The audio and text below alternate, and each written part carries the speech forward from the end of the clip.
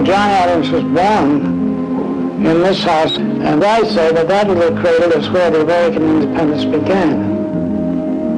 And when he was married, he brought Abigail, his bride, here to live.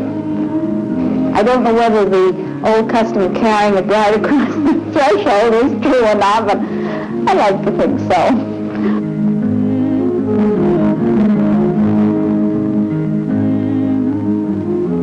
Well, I think John Adams was one of the outstanding men of the period. In fact, I think he was brilliant in the line of government.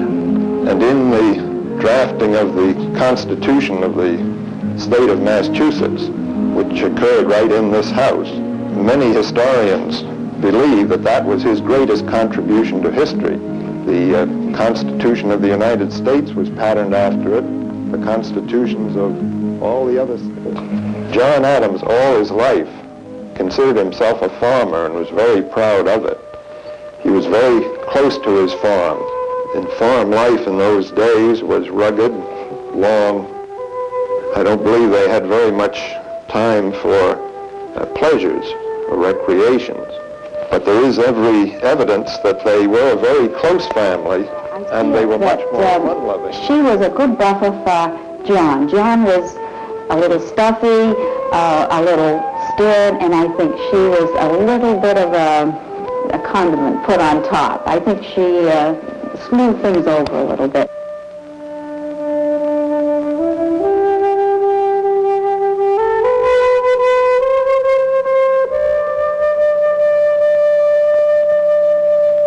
This is the cottage in which John Quincy Adams was born.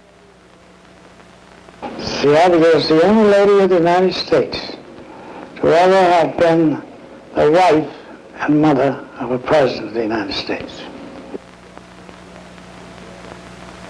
The son, John Quincy Adams, was brought up for public service. There wasn't money to be made in it, but it was considered a high calling, and they brought their son up from the time he was very small.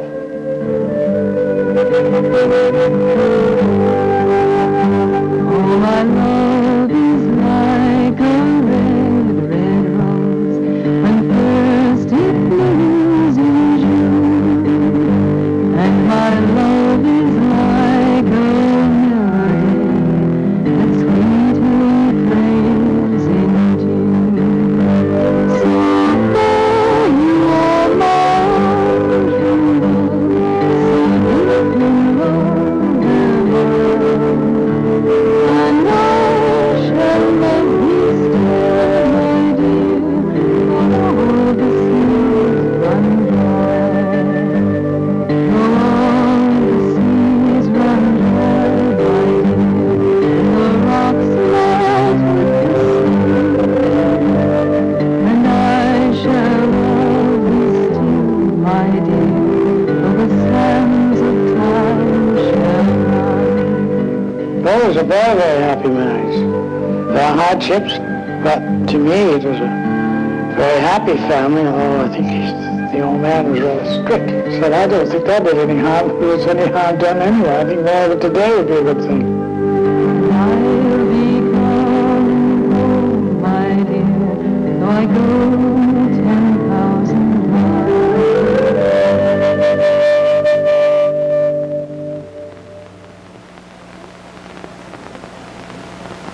I think she was a very warm, very intellectual.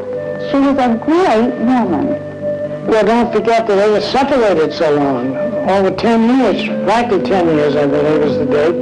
But she ran all this farm, and it was a tremendous farm. She spent an awful lot of her time writing letters back and forth to John and John Quincy. 16th October, 1774.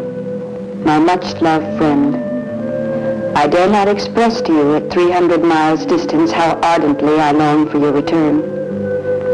I have some very miserly wishes and cannot consent to your spending 1 hour in town, till, at least, I have had you 12. The idea plays about my heart, unnerves my hand whilst I write, awakens all the tender sentiments that years have increased and matured, and which, when with me, were every day. My little cottage, encompassed with my friends, has more charms for me than the drawing rooms of St. James.